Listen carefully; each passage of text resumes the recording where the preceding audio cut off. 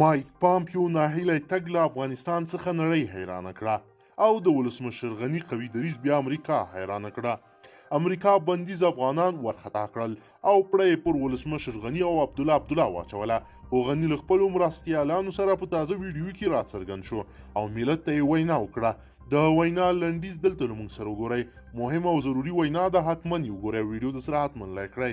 قدرمنو لیدونکو السلام علیکم، وخت مو پخیر. د ولسمشر محمد اشرف غني نن غرمه 1 بجه ولس ته په خپله وینا کې څرګنده وکړه چې ډاډه اوسئ، د امریکا د مرستو کمیدل به د افغانستان پر مرکزي سکتوري ادارو کومه ناوړه اغیزه ونه لري. هغه په خپلو خبرو کې وویل چې د امریکا د بهرنیو چارو له وزیر مایک پامپیو سره مذاکرات مثبت ول. زموږ بحثونه په مثبته فضا کې ترسره شول. هغه وویل چې زموږ حکومت دې ته آماده دی ترڅو عبدالله ته د سولې په پروسه کې فعال رول ورکړي او هغه د ټیم غړو ته په کابینه کې ځای ورکړي. خو عبدالله د حکومتي جوړښت په تغییر ټینګار کوي.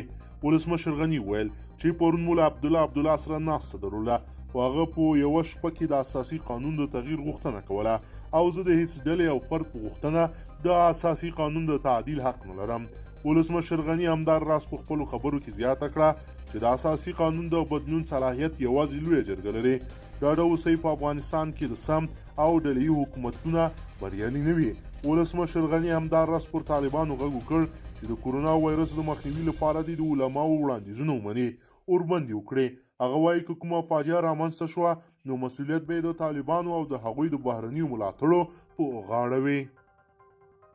قدرمنو لیدونکو، که چیرې غواړئ چې ورته تازه او مهمو پیښو څخه ځان ډېر ژر او په لنډو کې خبر کړئ، زموږ چینل د سره سبسکرایب کړئ او ویډیو د سره حتما لایک کړئ. تر بل ویډیو مو په لوی رب سپارمه.